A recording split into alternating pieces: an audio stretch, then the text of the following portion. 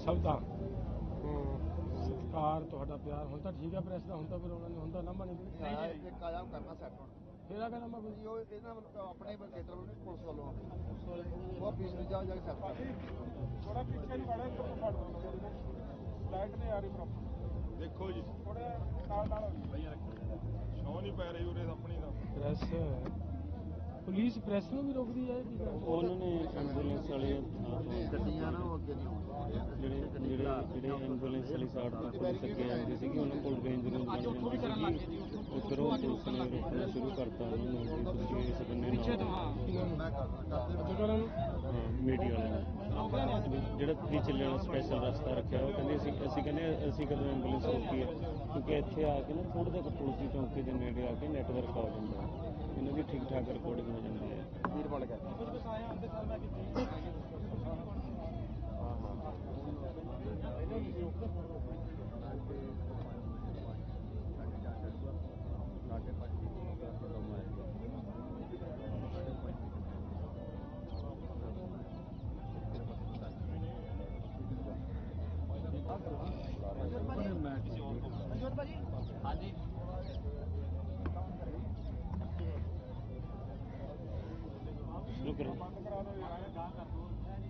ਗਿਆ ਲਿਆ ਮੈਂ ਕਰ ਦਿੰਦਾ ਹਾਂ ਉੱਪਰ ਆ ਜਾਣਾ ਫਿਰ ਸਾਰਿਆਂ ਦੀ ਆਈਡੀ ਵੀ ਲੱਗੀ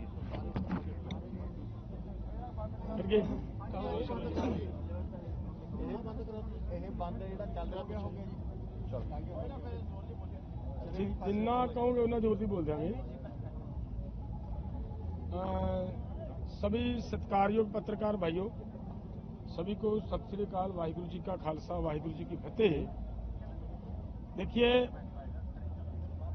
सबसे पहले तो मैं आप सबका इस बात के लिए धन्यवाद करना चाह रहा हूं कि बहुत सारी कठिनाइयां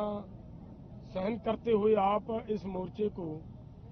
कवरिंग दे रहे हो। इसके लिए आपका तय दिल से हम धन्यवाद भी करते हैं और ऋणी भी हैं आपके, क्योंकि जब शेलिंग होती है आप वहां पे उस समय आपके जवानों के ऊपर भी वो सब होता है। तो जो आज हम पीसी करने का जो वैसे तो वही बात है जो सरकार की ओर से आज बैठक सरकार के साथ होगी, उसका अभी मैसेज आया है कि 5:30 बजे शाम को हमारी बैठक शुरू होगी सरकार के साथ। और हम एक बात आपके माध्यम से सरकार को ये कहना चाहते हैं कि देखिए, एक तरफ तो सरकार बातचीत का माहौल बना रही है, बातचीत का कोशिश कर रही है कि बातचीत के माध्यम से इसका मसले का हल किया जाए, लेकिन दूसरी तरफ जो हमें दिखने में आ रहा है, आगे जहां पे बैरिकेडिंग हुई है वहां पे पुलिस हो कोई दिक्कत नहीं है, पुलिस ने अपना काम करना है, लेकिन जो हमें इन्फॉर्मेशन मिल रही है वो ये मिल रही है कि वहां पे कुछ ऐसे हैं जिनके ना नेम प्लेट है, ना उनके जो यूनिफॉर्म होनी चाहिए वो यूनिफॉर्म है। वो कौन लोग हैं जो वहां पे मतलब आगे तैनात किए हुए हैं, ये मैं आप सबसे निवेदन करूंगा, कृपया इस बात का भी थोड़ा पड़ताल करने की जरूरत है। सरकार का जो अंदर का रवैया इस चीज से बाहर निकल कर आ रहा है, दिख रहा है कि सरकार की नीयत ठीक नहीं है। अगर ये हमारी जरूर कहने का मतलब है कि देखिए, बहुत सारी बैठकें हो गई हैं, जिस बात को सभी लोग सुनना भी चाह रहे हैं, बैठकें बहुत हो गई हैं। सरकार हमें ये कहकर गई थी उस दिन कि हमें संडे का टाइम दीजिए, हम थोड़ा फ्रेमवर्क करके आएंगे, आपको बताएंगे क्या देते हैं, क्या इन तीनों मांगों के ऊपर, जैसे एमएसपी की गारंटी का कानून लेना है, किसानों की कर्ज मुक्ति है, डॉक्टर स्वामीनाथन रिपोर्ट है, WTO से भारत का बाहर आना, भारत बाहर आए या कम से कम एग्रीकल्चर सेक्टर को उससे बाहर निकाला जाए, और आगे जो लैंड एक्विजिशन एक्ट 2013 का जो पहले से बना हुआ हमारी डिमांड है कि उसी को लागू रखा जाए। जिस तरीके से 2015 में इन्होंने एक मॉडल एक्ट बनाकर एक नया प्रपोजल देकर सरकार ने अलग अलग राज्यों को भेज दिया, और उसके माध्यम से बिल्कुल हमारे किसानों की लूट हो रही है और कारपोरेट्स के पक्ष में जा रहा है वो जो इन्होंने मॉडल एक्ट दिया। इन सबको वापस लेने की हमने मांग की है। जो पहले की मांगे, कुछ लखीमपुर खीरी के मसले मामले हैं, उनके किसानों के ऊपर पिछले आंदोलन के मुकदमे हैं, बिजली शोध बिल का मामला है कि बिजली शोध बिल वापस लेना है, लेकिन इन कुछ के ऊपर सरकार की कुछ सहमति बनती नजर आ रही थी, लेकिन वो तो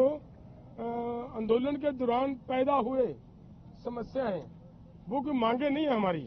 जो आंदोलन आज सरकार में उनको ये कहे कि ये हमने तो बहुत सारी मांगे इनकी मान ली हैं, वो उनकी गलत बात है। सो हमारा आज हमारी कोशिश ये होगी कि सरकार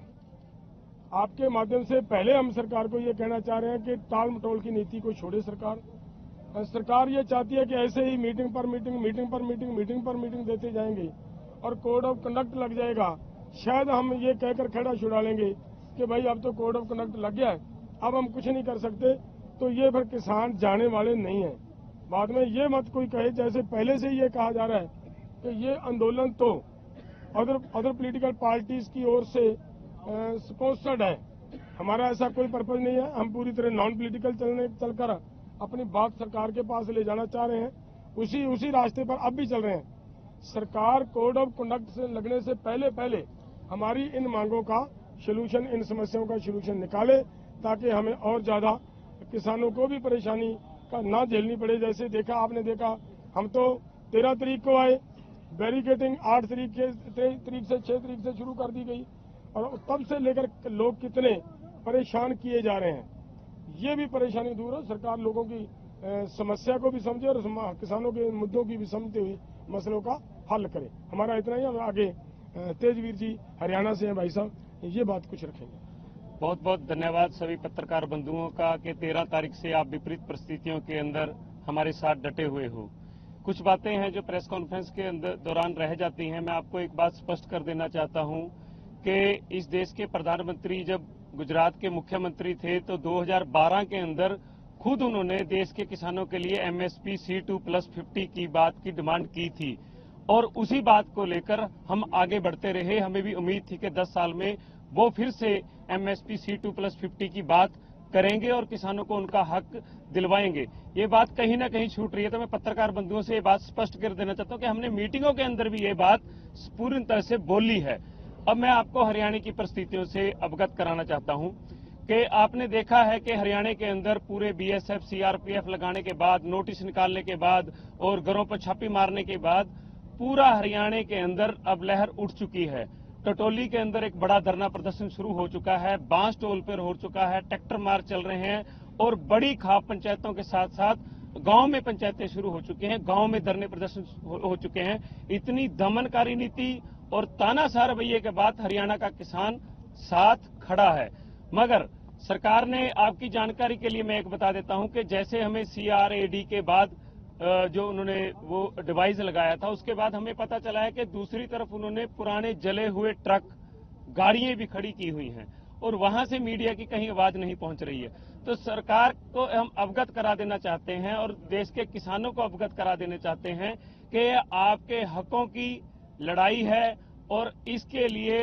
पूरे देश का किसान निकल रहा है सड़कों पर। उत्तर प्रदेश के अंदर किसान पंचायतें कर रहे हैं, और पूरे देश का किसान आज की मीटिंग को देखने के बाद निश्चय ही वो पक्के तौर पर सड़कों पर आकर हमारे साथ डटेंगे और वो बॉर्डरों की तरफ कूच करेंगे। अगर किसी साथी का ये सवाल हो कि बात कैसे चल रही है, हमने उनको तथ्यों के साथ हम बात रखते हैं। कल ही रिपोर्टें पेश हुई हैं, जो क्रिसल की रिपोर्ट थी, जो क्रेडिट रेटिंग